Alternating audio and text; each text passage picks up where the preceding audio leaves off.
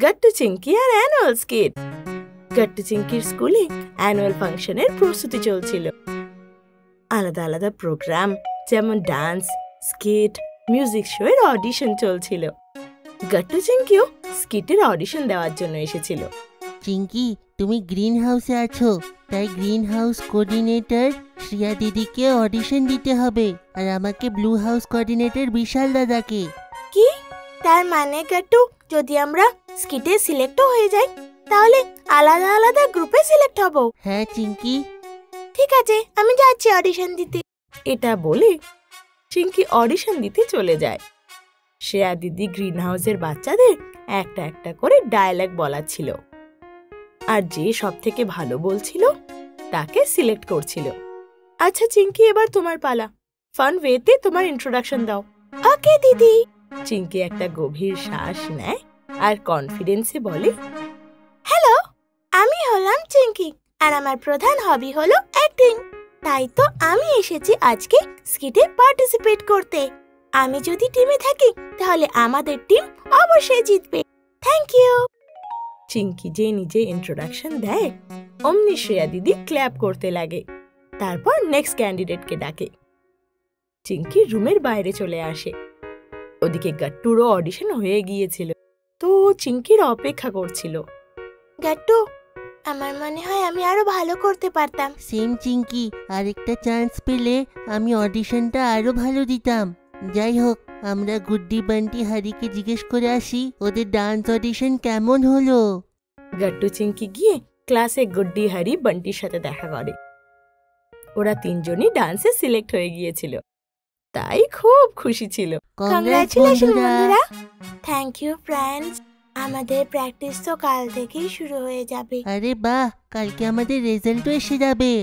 তারপর গাট্টু চিংকি স্কুলের পর বাড়ি ফিরে আসে। রেজাল্টসের জন্য দুজনেই খুব নার্ভাস ছিল। তো যখনই ওরা স্কুলে পৌঁছায় তো জানতে পারে নিজের নিজের হাউসে ওরা সিলেক্ট হয়ে গিয়েছে। ইয়ে চিংকি, আমরা সিলেক্ট হয়ে গেলাম। তখনই ক্লাসে শ্রেয়া দিদি আর বিশাল দাদা আসে। যারা গ্রিন হাউস স্কিটে সিলেক্ট হয়েছে তারা আমার সাথে এসো, প্র্যাকটিস শুরু করতে হবে। হ্যাঁ, আর ব্লু হাউসের বাচ্চারা এসে যাও। Bye Chinki, best of luck. তোকেও গাট্টু। তারপর গাট্টু চিংকি নিজে নিজের কোঅর্ডিনেটরের সাথে চলে যায়।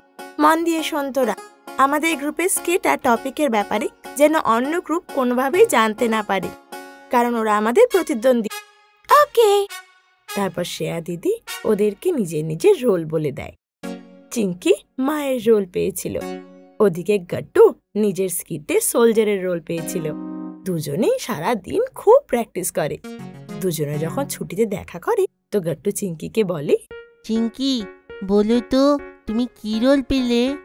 কি? একদম না, শ্রেয়া দিদি স্কিটের প্র্যাকটিস আর গল্পের ব্যাপারে কাউকে কিছু বলতে একদম মানা করেছে। আরে কিন্তু চিংকি, তুমি আমাকে বলতে পারো তো। না গাট্টু। ঠিক আছে, তাহলে আমি তোমাকে কিচ্ছু বলবো না। গাট্টু চিংকি এই কথায় ঝগড়া করতে করতে বাড়ি ফিরে আসে। আর গাট্টু চিংকি আলাদা আলাদা রুমে বসে নিজের ডায়লগে প্র্যাকটিস করতে লাগে। এটা দেখে মা ওদের বলে, আরে গাট্টু, তুই আমার রুমে আর চিংকি অন্য রুমে কেন? তোরা আলাদা আলাদা প্র্যাকটিস করছিস কেন? মা, আমরা দুজনে কম্পিটিটর। আমি চাই না যে চিংকি আমার ডায়লগ শুনুক আর সে আমার স্কিটের ব্যাপারে জানতে পারুক। কি? মা তারপর যখন চিংকির কাছে যায়, চিংকিও ঠিক তাই বলে। দুজনে আলাদা আলাদা রুমে থাকার জন্য ওনাকে দুটো আলাদা আলাদা রুমে ডিনার দিতে যেতে হচ্ছিল।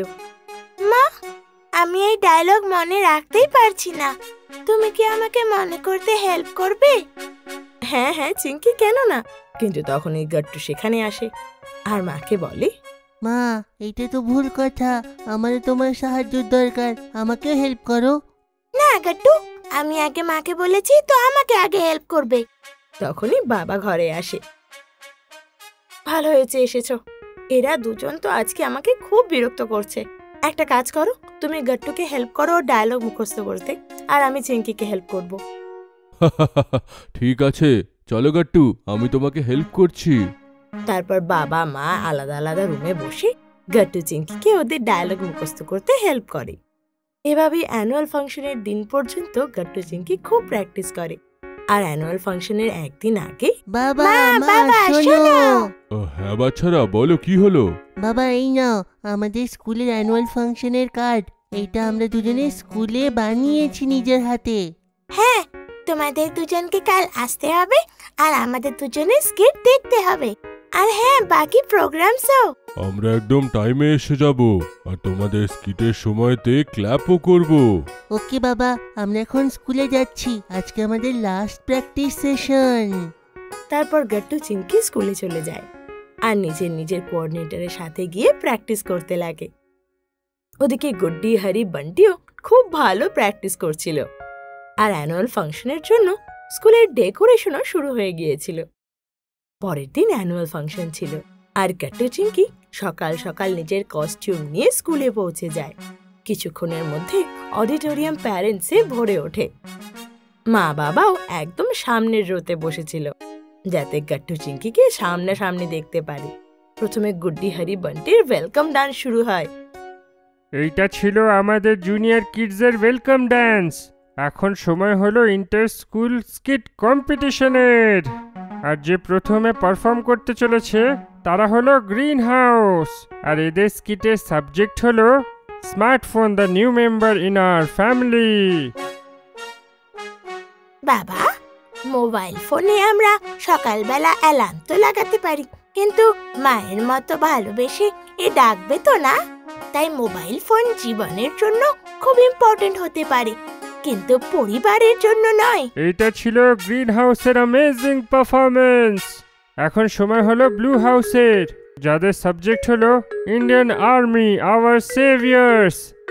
আমরা দেশের সৈন্য, আমরা মরা অবধি আপনাদের সুরক্ষা করব। মা তুঝে সালাম। স্কিট শেষ হতে সব অডিয়েন্স দাঁড়িয়ে ক্ল্যাপ করতে লাগে। গট্টুর পারফরমেন্স সত্যি খুব ভালো হয়েছিল। তারপর আরো কিছু ডান্স পারফরমেন্স হয়, কিন্তু গট্টু চিংকি ইউনিফর্ম চেঞ্জ না করেই মায়ের কাছে চলে আসে। বাবা মা, আমাদের পারফরমেন্স কেমন ছিল? গট্টু চিংকি, তোরা দুজনে খুব ভালো করেছিস। ওরা এটা শুনে খুব খুশি হয়ে যায়, কিন্তু তখনই অ্যানাউন্সমেন্ট হয়। হাউস স্কিটের 4 জন স্টেজের উপরে এসে যাও, কারণ আমরা বেস্ট হাউস স্কিটকে অ্যাওয়ার্ড দেব। বাবা মা যেতে হবে, ফাংশনের পরে দেখা করছি। হ্যাঁ, বাই বাই মা বাবা। গট্টু চিংকি তারপর স্টেজে দাঁড়িয়ে থাকা নিজের নিজের টিমের কাছে চলে যায় আর বেস্ট স্কিটের অ্যাওয়ার্ড গট্টুর টিম মানে ব্লু হাউস পায় আর সেকেন্ড অ্যাওয়ার্ড চিংকির টিম পায়। বাকি টিমও পার্টিসিপেশন অ্যাওয়ার্ড পায়। অ্যানুয়াল ফাংশনের পর মা বাবা গট্টু চিংকি আর ওর সব টিম মেম্বারদের জেতার আনন্দে আইসক্রিম খাওয়ায়। আপনাদের যদি আমাদের ভিডিও ভালো লেগে থাকে তো আমাদের ভিডিওকে লাইক করুন, কমেন্ট করুন আর সাবস্ক্রাইব করুন।